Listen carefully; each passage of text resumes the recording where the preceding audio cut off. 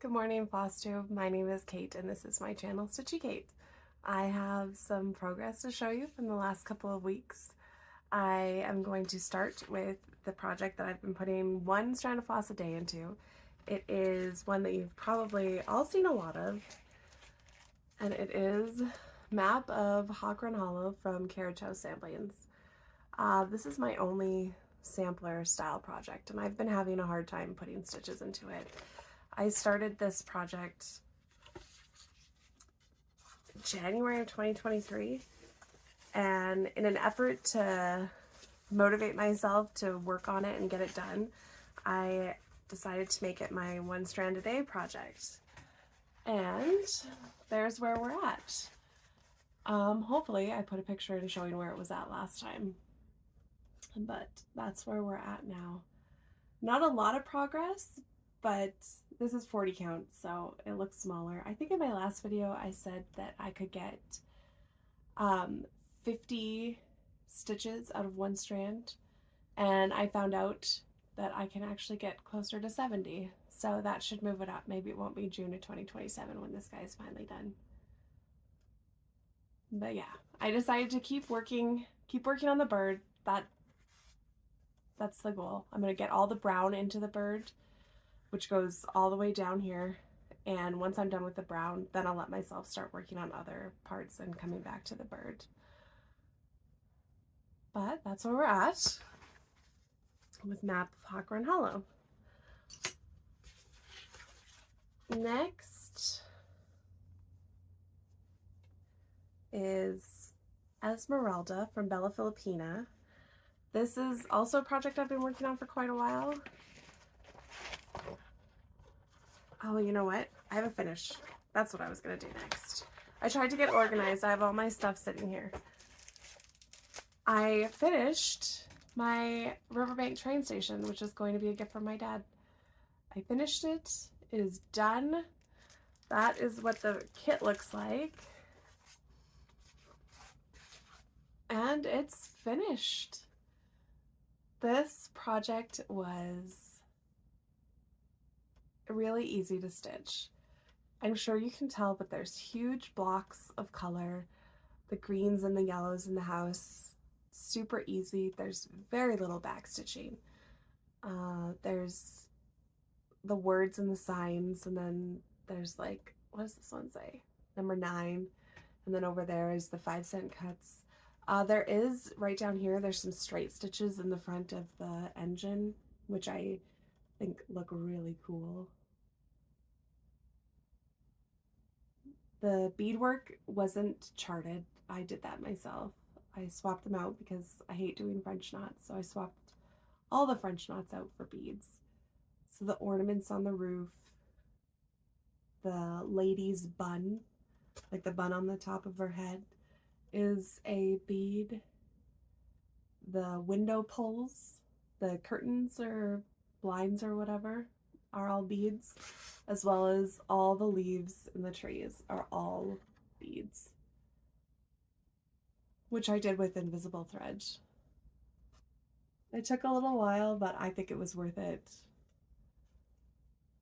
This is going to be a flat finish. I'm going to kind of put strips around the edge, maybe 3-inch strips of some kind of corresponding fabric, and then turn it into a wall hanging for my dad. I didn't do the project on the kit Aida. I did this on, I don't have it written down, but a 32 count raw natural linen, I believe from Zweigart. And again, this will be a theme with me. The project should have been started this way because this is the longer way of the fabric, but that's not how I started it. It's like fabric gets on my Q-snap and then I just lose my mind. I will do it wrong every time. Doesn't matter if I take it off and put it back on. I started, the last project I started, which you'll see at the end of this video, I took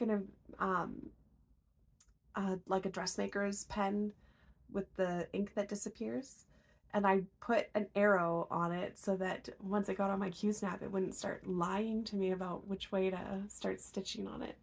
And so I managed to start that one the right way. But yes, it's done, and I am so happy with it.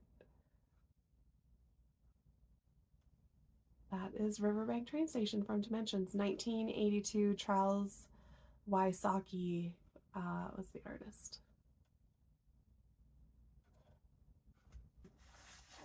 And also, I am done with this kit. So if anybody wants it, let me know in the comments, and I will, if more than one person wants it, I'll just do a random comment picker for it. But it has all the floss, like, there's so much floss in this kit. I taped it all up, but I'm going to show how much I have left over. I think I used, like, less than what is on here. There's so much floss left. It's crazy how much floss was in this kit. I think maybe it was supposed to be 3/2, but I did it 2/2. And it also has like the instructions, the kit Aida. So if anybody wants this, let me know and I will pass it on to you, because I am done with it. So that is that one. Next up, okay, yes, Esmeralda from Bella Filipina. I started this project because I wanted to start a fancy lady that would fit completely inside of an 11-inch Q-snap, because I love using Q-snaps. I'm a Q-snap girl. And so I started this one, and I started it February 12th of 2023. And then I realized that an 11-inch Q-snap was too big. It was too heavy for me to hold in one hand, and I ended up going down to an 8-inch. So I wasn't able to completely fit this in the Q-snap, which means I can't bead as I go, which is fine. I don't mind waiting until the end to bead, although I do think it's more fun to bead as you go. It's just going to be what it's going to be. So I picked this one up, and again, hopefully I put a picture of what it looked like the last time you saw it. But here's where it's at now. I put this whole shell in, and it was actually, like, I thought it was going to be boring, but I really enjoyed putting the shell in. It was like very, you know, pale yellows, sandy colors, white. It was kind of, I don't know, it was relaxing, very relaxing. And she is looking very, very nice. I started doing things a little differently. Usually when I pick up a project, I have a goal, like I want to get 500 or 1,000 stitches into it. And lately, when I pick something up, I pick like a thing that I want to do. So for this one, I decided I wanted to get the shell done.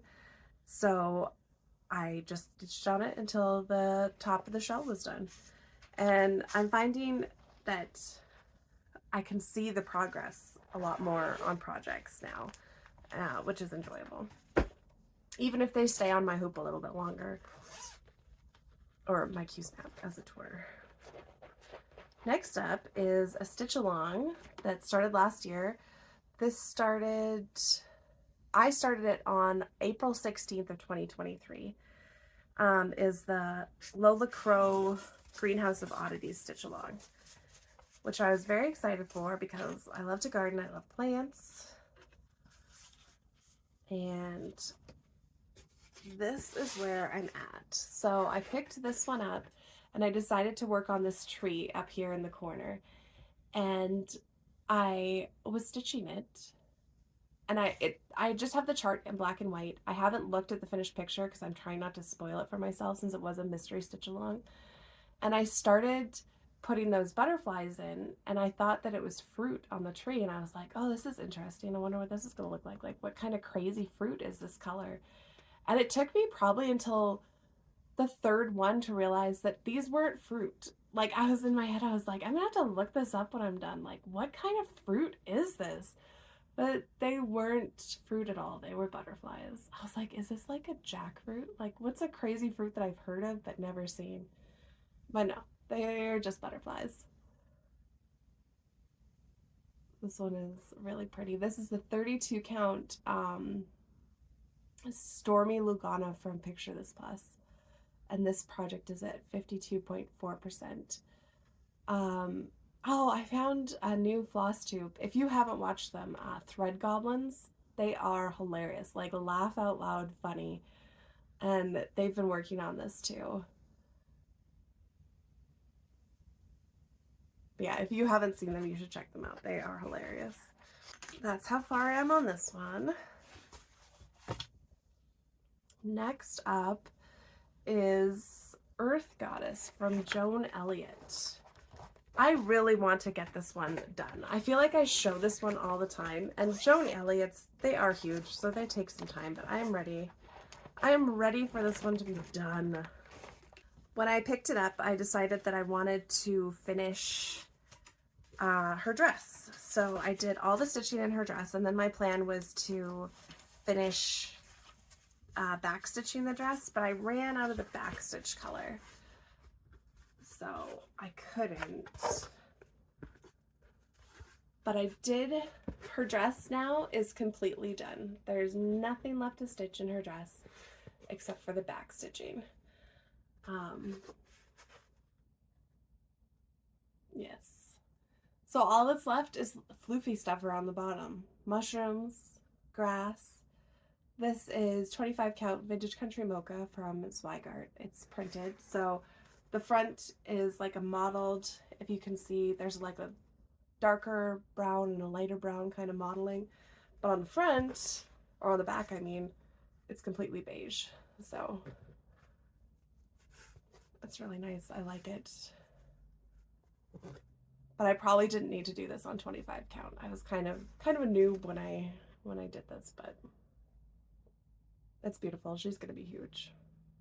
And this is another project that I should have started the other way because that's the way the fabric goes, but I didn't because I can't seem to stop making that mistake. But there we go. Joan Elliot, the Earth Goddess. And I think that she is at around 75%. Actually, probably a little bit more. I don't know for sure because she's not a pattern keeper, but. Next is a full coverage kit that I got on 123 Stitch. It's called The Old City, and it's by Merejka. And I thought that I didn't like this project, and that I was just kind of slogging through it because, you know, this wasn't a cheap kit. I put a lot of work into it, and I figured I might as well just get it done. But this last time I picked it up, I actually really enjoyed working on it. So I decided that I wanted to make my way over all the way to the right and put in the gift shop. And so I did. I made my way over here and I put the gift shop in. And it actually says, does it say? Yeah, it does. One of the letters is missing because I didn't have enough stitch in to put it, but isn't that looks so cool. Yeah, now I am excited to work on this. And actually, all things considered, this thing is at 19.81%. Every time I think about it, I think, oh man, I've barely put anything into that. It's like barely even a start, but it's at 20%. That's 1/5. I just need to pick it up more often and get it done. Like, I did all this on a Saturday. This thing really isn't as overwhelming as I've been making it out to be in my mind. And for some reason, my stitches look better over here. I don't really like them over here. I'm not sure what I was doing that made them look so ugly to me, but over here, they look good. So I'm happy with this project again. It made it off my naughty list. Next is, oh, the Mermaid of the Season style from Bella Filipina. So I picked up the Autumn Mermaid and worked on her a little bit. this is what she'll look like when she's done. And this is what she looked like the last time I showed her. So when I picked her up, I decided I wanted to get like the middle section completely done. And so I did. I got all the stitching done in the middle, and then I beaded and backstitched everything in the middle section. She still has the bottom of her tail, so like that big swooshy tail still needs to be finished. And then the beading in her hair. And then she'll be done. I actually had a lot of, well, I had about half of the beads and one of the Krynics that I needed for this. So I only had to order, I think, 2 beads, which are the great big, hopefully you can see it on camera, but there's 3 like really big peach colored beads on there. Those are the ones, one of the ones that I had to order, and then one of the orange beads in her tail I had to order as well. And then instead of ordering the called for Krynic for the one that I didn't have, I found a substitution online and I ordered Petite Treasure Braid instead, because I just find it so much easier to work with. Most of the, well, of the 2 chatelaines that I've started, they all call for Treasure Braid, which is how I discovered that I prefer Treasure Braid to Krynic. So that is what I've been using, and it looks really good on this. I'm not sure if you'll be able to tell on camera, but just like through the center of her tail is where the Krynic is, and it is so sparkly and it's just gorgeous. I also, normally when I'm doing beading, I use invisible thread. I use Gutermann's, I think that's what it's called, Gutermann's like invisible thread. But I was watching the Sharky Stitcher. She was showing some of her chatelaines in a video recently, and she, like, they click together. Her beading is so gorgeous. And I asked her what did she use? And she said she used Nymo. And I had some spools. I used to be into bead weaving, and I had bought some Nymo for that. So I had a bunch of these tiny little bobbin type spools of Nymo, and I used that instead. And it was so much easier than the invisible thread. So much easier. And I don't know if there's a big difference in how the beads look. This isn't like a chatelaine where it's like brick stitched beads, so maybe I wouldn't notice it here, but it was so much more fun to do the beading on this with the Nymo than with the invisible thread. So I'm glad I learned that little secret. And then lastly, I have a new start. I was watching the Seattle Stitcher, and she was talking about, she had started a new autumn kit that she got from Merejka, and it was a pumpkin kit. I forget what it's called. Oh, a Still Life Autumn or Still Life Pumpkin, something like that. And she also was going to start a magazine pattern from the October 2023 Just Crossstitch magazine called Autumn's Glow. And I had seen it back when the magazine first came out, and I thought to myself, oh, I kind of like this. But when it came out, I was already moving into the holidays, so I decided I wasn't going to stitch it. But when I saw it the other day when I was watching her, I was like, oh, okay, yeah, I'm going to start that one. So I did. I started stitching this one up. I decided I wanted to get the candle done first. So there is the candle. And I am missing one color for this, so the flame isn't completely done, I don't think. No, there's a couple stitches missing in the flame, but beyond that, it's nearly done. And I love the colors. This is a 28 count Lambswool Jobelan from Wichelt. It doesn't feel like the Jobelans that I'm used to. It's thicker. This honestly feels just like a Lugana. It doesn't feel like Jobelan at all to me. I'm used to Jobelan being really thin and a little bit stretchy, but that's not what this is like. This feels like Lugana to me. It's at 8.59%. The designer is Corinne Gaifass, and this pattern is in the October 2023 Just Crossstitch magazine. That's my new start, and I love this project. When I start a project, I make a floss card for myself, and so I just take a piece of paper, put a bunch of holes in it. Man, this looks really ratty because I abominate all my floss, but I don't know if you can tell. It just looks ratty, but look at all those gorgeous autumn colors. This is a great palette. I've really only worked in the beiges and the browns so far, but it's gonna be gorgeous. I'm so excited to get into the pumpkins. That's why I made myself start in the browns, because I knew if I did all the pumpkins, I wasn't gonna want to come back to the other stuff. And that's all I have for today. Thank you so much for watching. If you are interested, if you want that Dimensions cross-stitch kit, the train one, just put the word train in your comment, and if only one person picks it, I'll reach out to you. We'll say 2 weeks from now. So 2 Fridays from now will be the cutoff. And if more than one person wants it, then I'll do a random comment picker. And if not, then whoever wants it gets it. Yeah, that's all I have. Thanks so much for watching. Happy stitching.